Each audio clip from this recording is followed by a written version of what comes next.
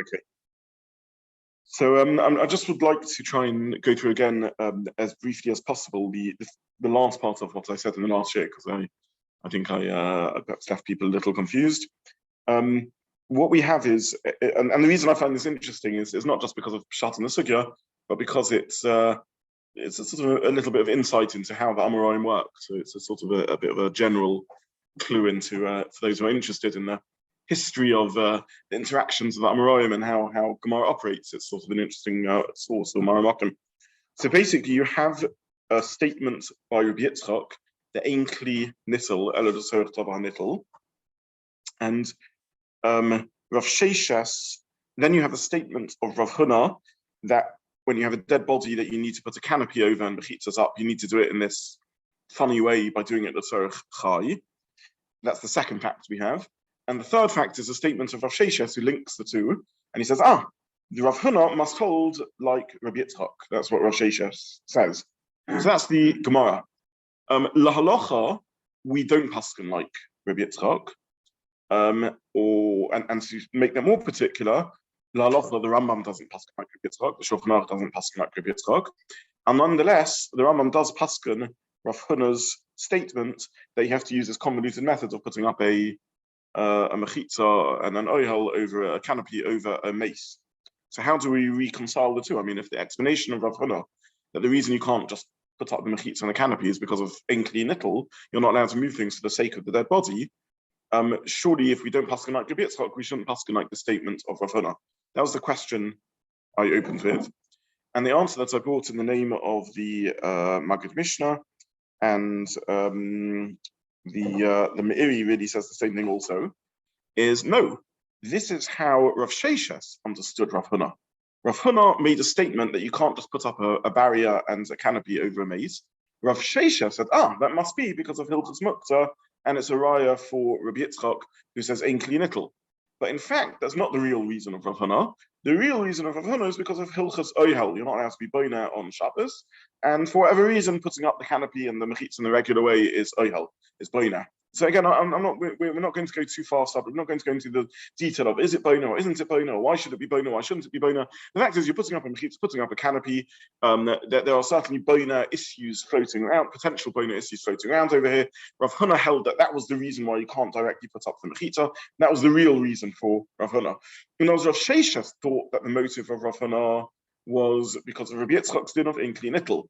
But in truth, the Rambam is happy to say, I still paskin like Rav Huna, because I think the reason of Rav Huna was because of Hilchos Oihel, not because of Hilchos Muktza. I just found that interesting, that what you have is one Amora interpreting another Amora, and assuming that Rav Huna's reason is because of Rabbi Yitzchak, whereas in truth, the Rishonim are confident to say, no, maybe there's another reason floating around for Rav Huna, and the reason Rav Huna said don't do it directly is because of completely separate considerations, nothing to do with our sugya of Ein Kli Nittel, but because of Hilchos Mechitza and Hilchos Boina. Yeah, sorry. Yeah. Okay, so that's point number one. Point number two is the Meiri sort. Sorry, yeah. Go. Is there anything about the Lashon chaburah? I haven't come across that before. You're saying that you use it as a proof for this. When I first read it, I thought someone said it first. Yeah, I the question, I a bit sloppy. I probably should have said it more like more the way you phrase it. So he's bringing a proof for Rabbi Yitzchak. He's just saying that your din has already been stated by someone else, by Rav Huna in Bavel.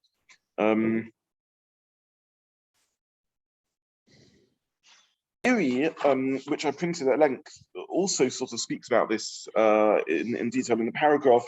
I printed the Meiri on page 2 because I don't know if the whole Meiri is worth seeing. Again, I realise not everyone's had the time to see all the sources, so I'm not going to go to it inside. But the Meiri in the third paragraph of the Meiri on page 2, basically in the first 4 lines gives a summary of the sugya, and then at the end of the 4th line he really asks this question, which is, I don't understand, but we don't pass like Rabbi Yitzchak, so what's Pshat in Rav Huna? And he says then this answer that the issue of Rav Huna really is about Hilchos Mechitza, not Hilchos Muktza. And he speaks about that at length.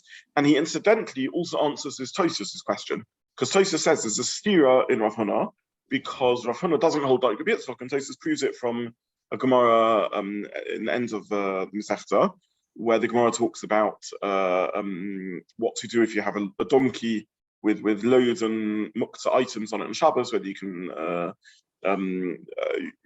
tilt the bags so that everything falls onto the ground. And the Gemara says that you can put cushions to catch the glass vessels that are falling, and that implies that we don't worry about inkli nittel ela deserves of our nittel. We don't pass on Rabbi Yitzchak. And the Meiri sort of spells out explicitly. He says that this would be the answer. Rav Huna never meant like Rabbi Yitzchak. Rav Sheshes thought that Rav Huna meant like Rabbi Yitzchak. But in truth, Rav Huna never meant like Rabbi Yitzchak. He meant something because of Hilchas Oyel and Hilchas Mechitza, not because of Hilchas Rabbi Yitzchak. So again, I just found that very interesting as even though Rav Sheshes thought that the explanation of Rav Huna is like Rabbi Yitzchak, the Rishonim were willing to consider possibilities that Rav Huna really meant something entirely different, and the Rambam's happy to paskin halacha based on that. So that was point number one, and I hope that that's sort of a little clearer than how I said it on Sunday. The second point I made was just a pshat point, just in terms of translating the Gemara. I'm not sure if there's anything massively significant in this or not, but Rashi said that the oyel is made by bringing the benches and then spreading the canopy across the benches. The Rambam says that the oyel is made just by spreading the canopy or parasols, he seems to be picturing, and you can take away the benches, they're unnecessary. So again, I don't know if there's anything significant in that, but just in translating the Gemara, just pointing out, I printed the Rambam because I was interested in this other point. If you look with the Rambam, just in terms of learning pshat well in a sugya, the Rambam obviously is not just a posek, he's also mafarish. When he quotes the Gemara, he acts as a commentator on the Gemara and explains it. He seems to have understood the scenario a little bit different. I don't know if that's significant or not, but that's just in pshat in the sugya, just to point out the Rambam seems to learn the Gemara a little differently. And that's the second point I think I made in the share on Sunday about this piece. Sorry. Just a question of why does the Gemara speak about bringing benches? I don't know. It sounds like it's a side point for them. It's just the scenario of why they're sitting there. They're allowed to bring chairs and sit there. That's all the Gemara is saying. It's not like a halachic section of the Gemara. The one you just say bring chair says you can bring a chair, then you zakah from something. So yeah, there's something to do with the mitzvah. It's an important thing. Why would you straight to the bench? I don't know how to explain that. The Rambam sort of makes it a little more casual. Let's just get the name of the Rambam.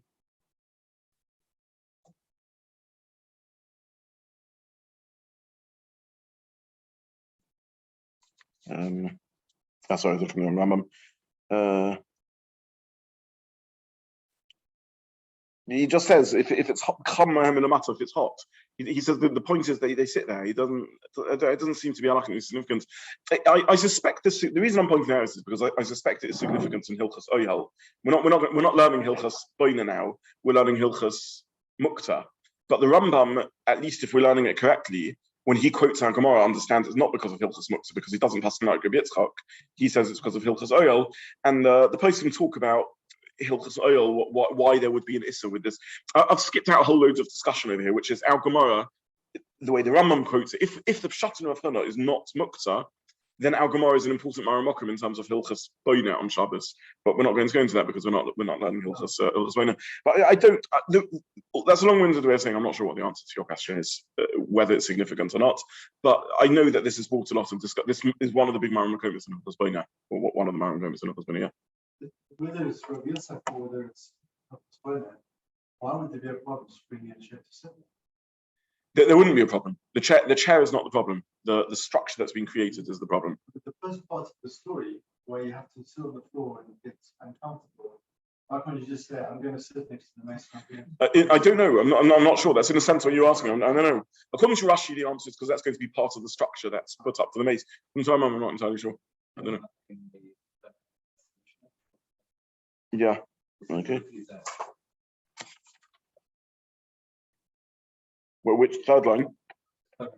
לפי זה אמרת מצליחים שיש תחילת שיח, זה באמת הסביר שלהם, אף מי שאין צריך, באמת they should know the piece of the like they lost all the khibar shlema. Says it's just to make it look like it's not for that. Okay, thank you. Okay, so that's anyway. That I just mentioned that as pshat in the Gemara, whether it's got massive halachic significance or not. I'm not entirely sure.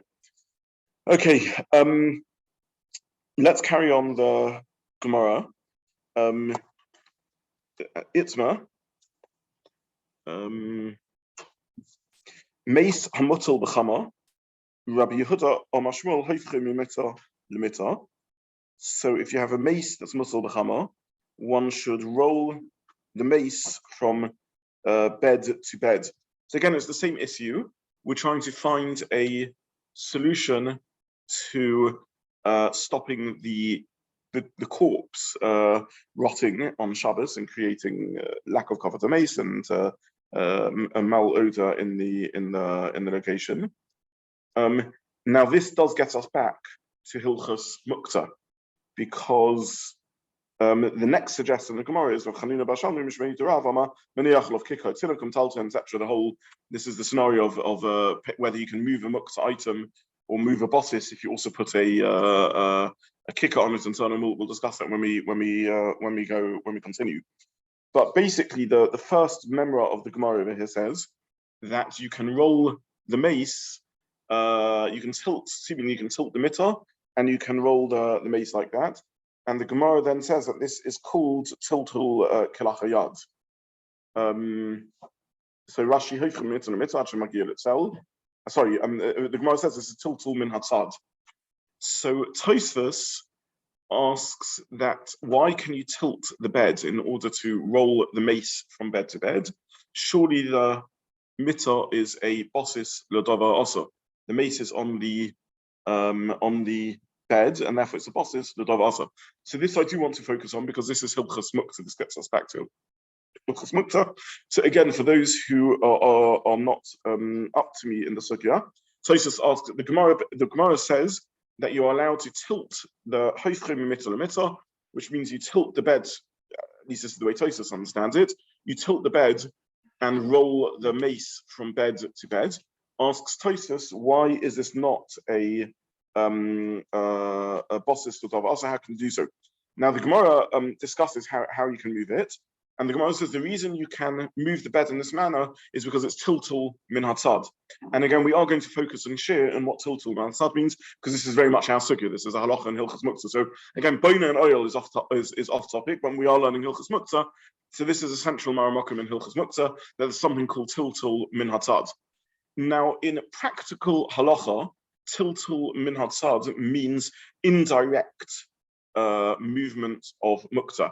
When I don't move Muktza directly, but I move it via something else, like using a broom to push something or something like that. So the Gemara, and again, we'll learn as we go through the sugya what the parameters of tiltul min hatzad is. But in that reading of the Gemara, and this is how Tosfos reads the Gemara, the pshat of the Gemara is that you're not moving the mace directly, but you're rolling the mace by tilting the bed.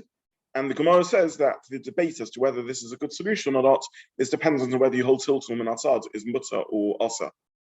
Rashi translates tiltul min hatzad as kilachayad. Kilachayad means with the back of your hands. In other words, something akin to what we would call a shinoi. In other words, you're not grasping something with the front of your hands, but you're using the back of your hands. In other words, you're not doing it in a normal form. And in a few moments, we will see that the Ran understands Rashi to be learning that you're not moving the mitter, you're directly moving the mace with a shinoi of sort, and you're rolling the corpse with a shinoi, and that is the kilacha, that's the tiltul min hatzad that the Gemara means. Now, that's not, first of all, just in terms of general knowledge, when you learn Shulchan Aruch, when you learn the poskim, that's not how we translate the phrase tiltul min hatzad. We translate the phrase as indirect movement of Muktza via another object. But Rashi translates it, at least in this case, unfortunately, I'm not enough of a bokeh to know if this is consistent with Rashi and Shas. The Rashi at least here translates that the case is that you're rolling the mace with the shinoi, and the Ran points this out. Tosfos understands that you're rolling the corpse by moving the bed. And now Tosfos wants to know, why is that not a bossis? I understand that with respect to the corpse, the Gemara says it's an indirect movement of the corpse because I'm rolling the bed. But with respect to the bed itself, surely this should be asa, because this is Muktza, because I'm moving the bed. Again, for those who are not yet clear on the Gemara, I can only emphasize, please learn this Gemara because it's one needs to see the whole flow of the Gemara. But the core of what we're discussing now is, you have a Gemara which, according to Tosfos, means you can roll the mace, you can roll the corpse by moving the beds upon which the corpse rests. And the Tosfos asks, why is the bed not a bossis? And we are going to focus on the Rishonim that address this question today in Shiur, and in Meit Hashem on Sunday I will revisit this again. So please If you haven't done so, learn the Gemara to the bottom of the page and have a look at Tosfos do Maskul to Kol Alma. Have a look at the Chedushay Haran, which I printed right at the end of the source sheets, on the bottom of page 3, source 11, and have a look at Tosfos, and I printed the Mashar in source 9 on Tosfos in order to learn Pshat and Tosfos. But what I'd like us to do now is to learn a little bit of Tosfos together, just to take us through this, and then we'll try and understand the Lomdus a little bit better. And here I want to have a look at Tosfos carries on at the top of page of Daf Mem Daled Amud Aleph, where Tosfos addresses this this question. And Tosfos says as follows.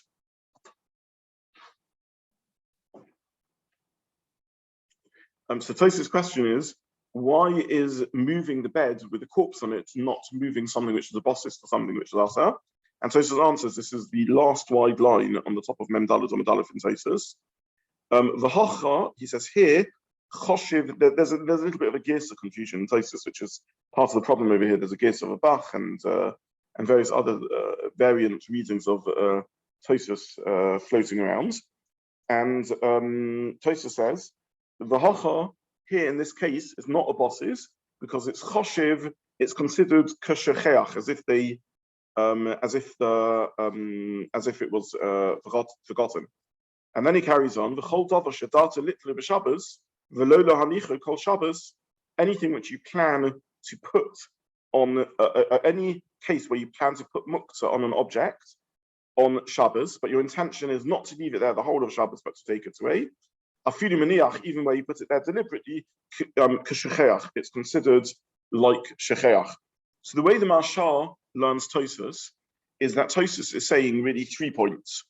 Point number 1 is something doesn't become a bossis unless you place it there deliberately. And as the logic of bosses is you have a base, a container or something like that, which is holding something which is Muktza, and you've deliberately put the Muktza item into it, and therefore somehow the base is subsumed or is there to serve the Muktza item, and therefore it in turn becomes Muktza, because it becomes a bossis, ladova ha'asa, it becomes a bossis for something which is Muktza. Says Tosfos, that's only where you deliberately place it there. If you accidentally left something before Shabbos on top of something else, it doesn't become an bossis because you didn't deliberately place it there to be the holding, the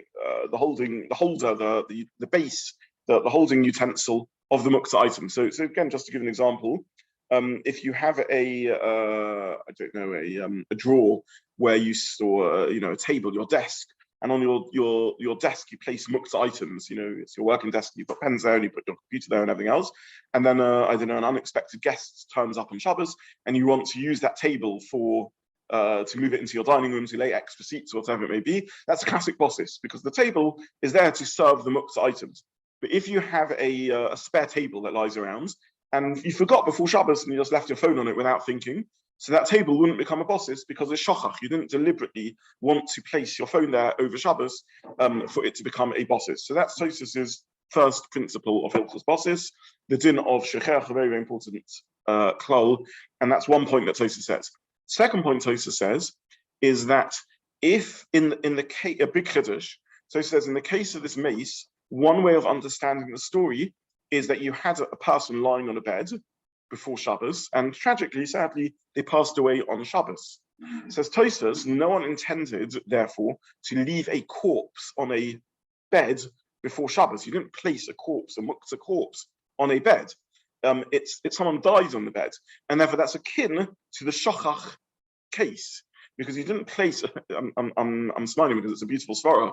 Not that the story is a beautiful story, but the svara is a beautiful svara. So Tosfos, that's like shochach. Someone who dies on a bed on Shabbos is not a scenario of deliberately placing a Muktza item onto the bed. This is akin to the case of shochach, and therefore the bed does not become Muktza. That's Tosfos' one answer to the question of why the bed is not a bossis. Tosfos' second answer to the question is that you were not planning to leave the mace there the whole of Shabbos. Why were you not planning to leave the mace there the whole of Shabbos? Well, that's because that's the whole scenario in the Gemara. The bed is hot and you want to put the mace in the ground so you keep the mace cool. So you're planning to roll the mace off the bed.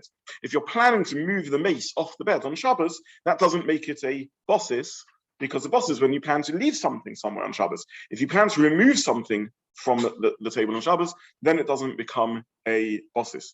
So just to summarize what we've said so far, again, I appreciate that we're going through quite a lot of Gemara and not everyone is completely into the maths of the Sugya, but the Gemara at the bottom of the Omud says that you can roll a mace from bed to bed on Shabbos in order to get it to the position you want to have it. What's the scenario of rolling it from bed to bed? Why can you do that? Says the Gemara because of the halacha of tiltul min hatzad. What does tiltul min hatzad mean? Two explanations. Rashi's explanation is I'm directly rolling the mace, but I'm doing it with a shinoi, and the Gemara is saying that a shinoi is an allowance with Muktza, and that's the debate in the Sugya. Tosfos and all other Rishonim learn you're indirectly rolling the mace because you're not moving the mace, you're moving the beds and tilting the beds, and that causes the mace to roll. And therefore there is a mandam, and this is how we paskin that tilting min hatzad is mutter under certain circumstances, indirect moving of Muktza. As Tosfos, I understand that you're indirectly moving the mace, but you're directly moving the bed. And the bed is a bossis to the mace, and therefore the bed itself is Muktza. So I'm indirectly moving the corpse, which is Muktza, and that's tiltul min hatzad. And the Gemara says that this is going according to the opinion that tiltul min hatzad is okay. But I'm moving the bed. How can I move the bed? The bed is a bossis. Says Tosfos, I have two answers to that question. Both answers are built on the concept of shachach, of accidentally leaving something somewhere, where you haven't intentionally made this the bossis. Answer number one is the mace dying on the bed is akin to shachach, because when Shabbos came in, this was still a living person. I didn't place the dead corpse on the bed. Answer number two is I'm planning to remove the mace. I want to roll them off the bed, and therefore this isn't. This is again akin to shachach. This doesn't make the bossis a bossis. This is how the Mashal translates Tosfos. Now, again, when we read Tosfos, it's quite an unclear Tosfos, but I printed in the source sheet in source 8-9 the Mashal. This is how the Mashal reads Tosfos, and this we will focus on. So I'm setting an agenda for the next year. Please have a look at this Gemara, and please have a look at Tosfos, have a look at the Ran. This is going to be a really important discussion to begin opening up. This is one of the big Mara Mekomis in Hilchos Bossis, which is a part of Muktza, which is what we're focusing on. Yeah.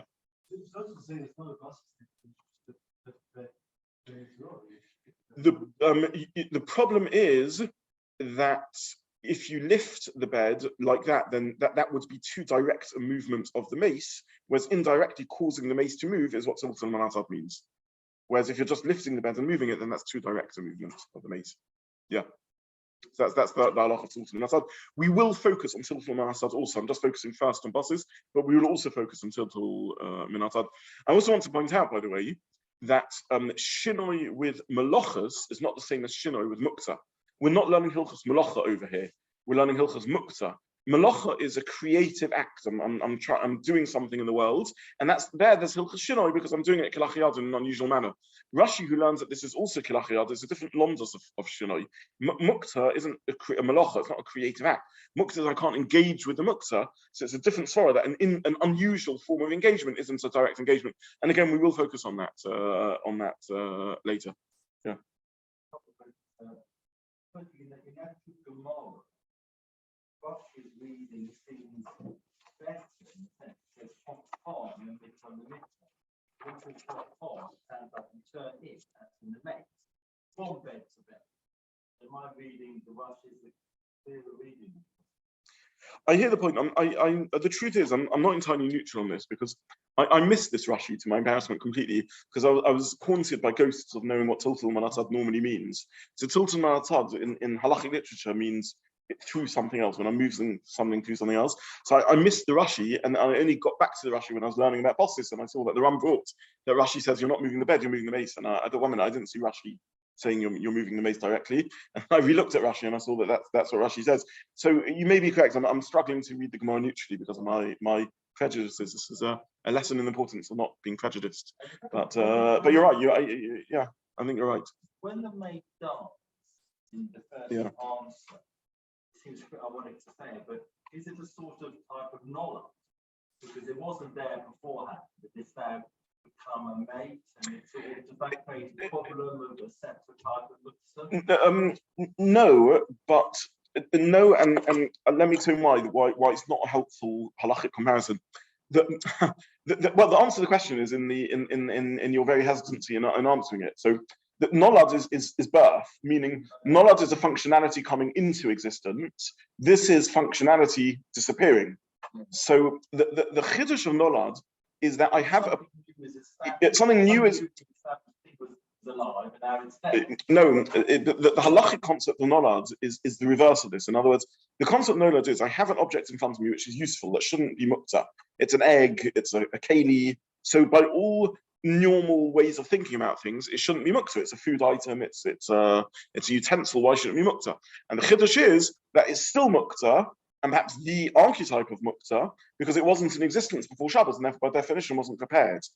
So that's the whole reason you need to come onto the halachic terminology of nolad, is because something new and creative has come into existence. Over here, you're right, something in the sense something new has come into existence, but it's not something new that's come into existence, it's the loss of something, it's an absence that's occurred. I now have a cholol. So what I have in front of me is a mace, which is muktza, because it's useless, it's got no functionality at all, and therefore in and of in itself it's muktza. So you're right in terms of it, something new has happened over here. In terms of the halachic concept of nolad, that it's the very opposite occurring. What I have in front of me is now something useless. Unfortunately, that's what a mace is, and therefore muktzah in and of in itself. The chiddush of nolad is I have something useful in front of me, and nonetheless it's muktzah because it didn't exist before Shabbos. Yeah. Would we say that Rashi's way of reading the Gemara is not? Perhaps I'm thinking the opposite. It's not the most. There's a chance of the rolling. It's not the straightest way of reading total stars. Is Rashi coming onto that because, unlike Tosfot, does think that process is an issue, and therefore you have to get out of it by making it yourself? I don't know where Rashi learns like this, and the truth is I've never completely been comfortable with the meaning of the word tiltul minatad. I've never entirely known what that phrase means. According to Rashi, why is tiltul minatad the way you'll take elachayad? Take elachayad. And according to Tosfos, why is tiltul minatad the correct phraseology? Say tiltul agav dova acher or something like that. It ties a little bit into Karen's point that even tiltul minatad doesn't mean you can directly move something. It's tiltul. But I've never entirely understood what the phrase tiltul minatad means. Yeah.